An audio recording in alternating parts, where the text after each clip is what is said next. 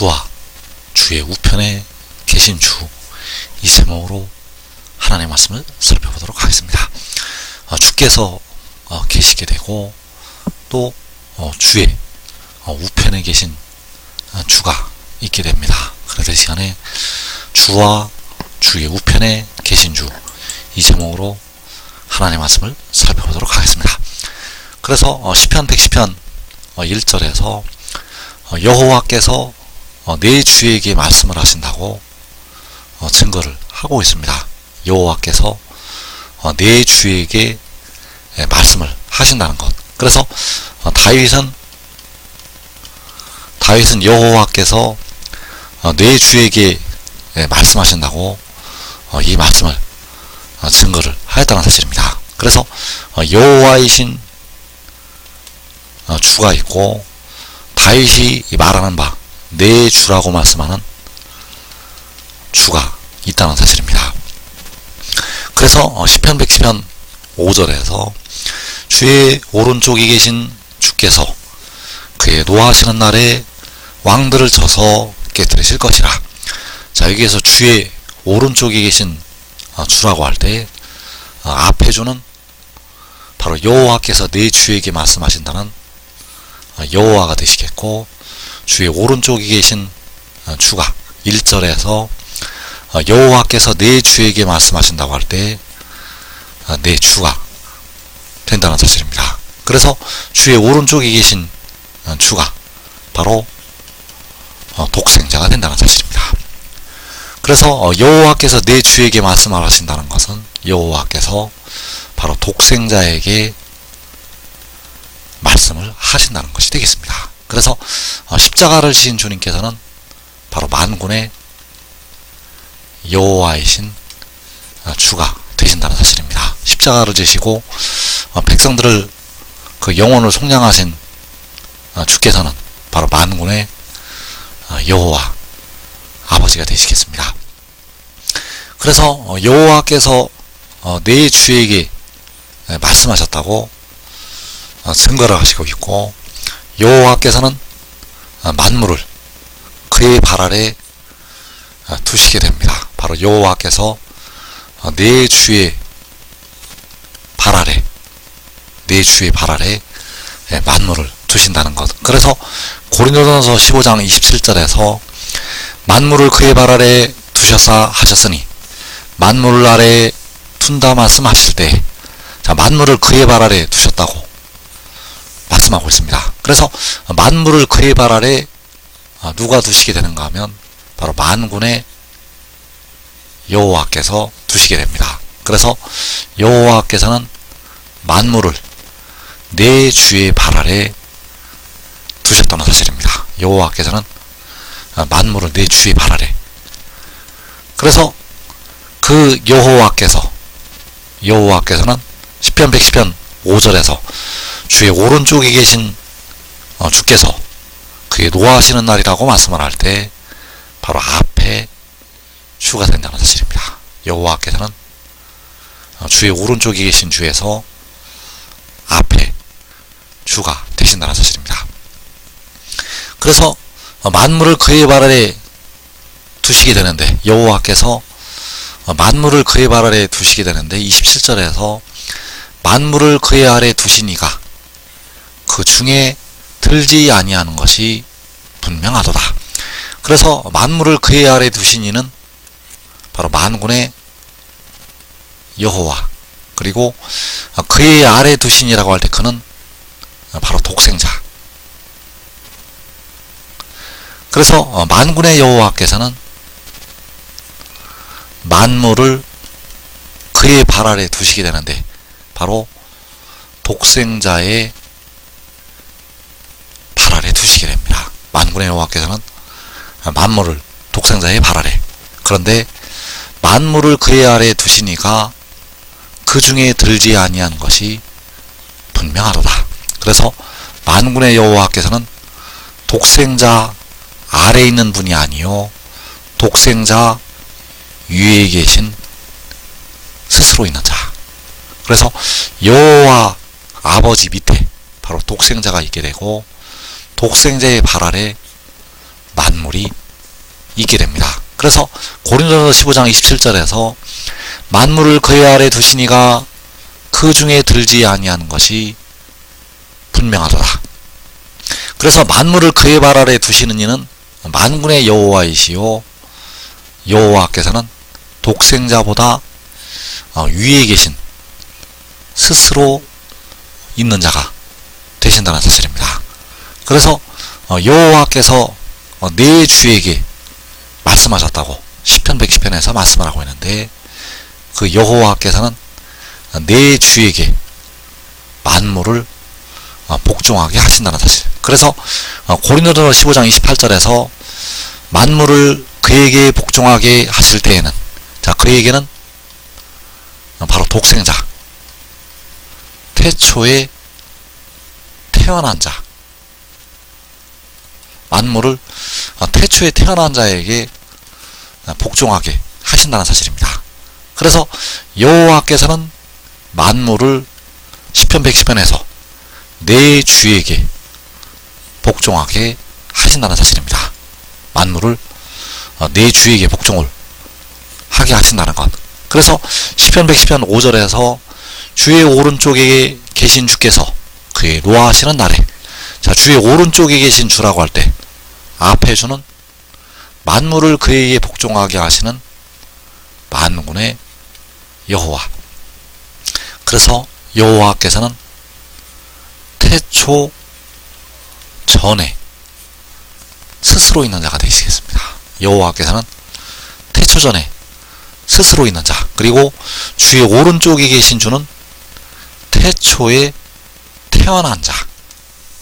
여호와께서 내 주에게 말씀하신다고 할 때 내 주는 태초에 태어난 자가 된다는 사실입니다. 그래서 만물을, 만군의 여호와께서는 그에게, 바로 독생자에게, 태초에 태어난 자에게 복종을 하시게 한다는 사실입니다. 복종을 하게 한다는 것. 그래서 이어지는 28절에서 아들 자신도 그때 만물을 자기에게 복종하게 하신 이에게 복종하게 되리니, 자, 아들 자신은 바로 독생자.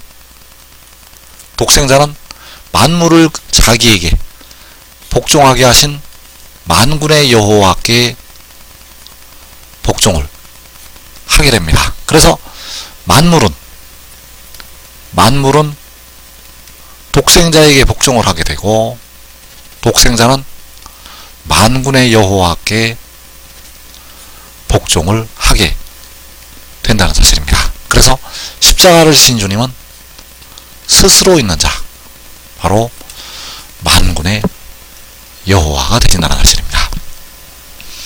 그래서 여호와께서 내 주에게 말씀을 하신다고 할 때 만군의 여호와께서 스랍들로부터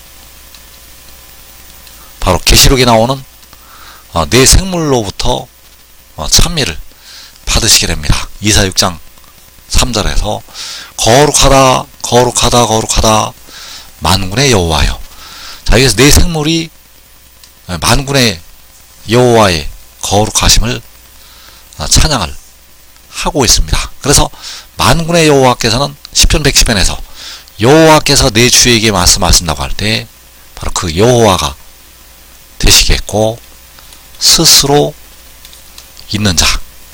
그래서 여호와께서 바로 시편 110편 5절에서 주의 오른쪽에 계신 주라고 할 때 앞에 주가 된다는 사실입니다. 그리고 주의 오른쪽에 계신 주가, 주의 오른쪽에 계신 주가 이사 6장 1절에서 이사야가 본 바 높이 들린 보좌에 앉으신 주가 된다는 사실입니다. 이사 6장 1절에서 주께서 높이 들린 보좌에 앉으셨는데 그의 옷자락은 성전에 가득하였고, 자, 높이 들린 보좌에 앉으신 주께서 바로 시편 110편 5절에서 주의 오른쪽에 계신 주가 된다는 사실입니다. 주의 오른쪽에 계신 주께서 높이 들린 보좌에 앉게 됩니다. 그래서 그 높이 들린 보좌에 앉으신 주가 시편 110편 1절에서 여호와께서 내 주에게 말씀을 하신다고 할 때 내 주가 된다는 사실입니다. 여호와께서 내 주에게 말씀을 하시게 되는데 바로 내 주가 높이 들린 보좌에 앉으셨다는 사실입니다. 그래서 만군의 여호와께서는 그 주 안에서 바로 독생자인 주 안에서 스랍들로부터 찬미를 받으시게 됩니다. 그 주 안에서 바로 독생자 안에서 바로 몸을 속량하는 백성들의 무덤으로 들어가고 있는 그 몸을 속량하는 그 주 안에서 찬미를 받으시게 됩니다. 그래서 아버지께서 그 아들 안에, 그 아들은 아버지 안에 거하게 되고 그 스랍들로부터 찬미를 받으시게 됩니다. 그래서 이 땅의 마지막에 큰 환란이 있게 됩니다. 4분의 1이 죽는 큰 환란이 있게 되고 그 큰 환란 후에 그 독생자가 하늘에 들리게 됩니다. 그 큰 환란이 일어날 때 이 땅에 많은 하나님의 백성들이 육신이 죽게 됩니다. 우리 한국 백성들 대부분의 육신이 죽음을 맞이하게 됩니다. 그 후에 그 독생자가 들리게 된다는 사실입니다. 그래서 이사 6장 13절에서 그 중에 10분의 1이 아직 남아있을지라도 이것도 황폐하게 될 것이나 밤나무와 상수리나무가 배임을 당하여도 그 그루터기는 남아있는 것 같이 거룩한 씨가 이 땅에 그루터기니라. 자, 유다 땅의 환란을 말씀을 하고 있습니다. 이 유다 땅은 마지막 날 우리 한국 땅이 되겠고 이 땅에서 10분의 1이 아직 남아있어도 이것도 황폐하게 될 것이라고 말씀을 하고 있습니다. 그리고 이 땅에는 이 한국 땅은 10분의 1도 남지를 않는다는 사실입니다. 10분의 1도 남지를 않는다는 것.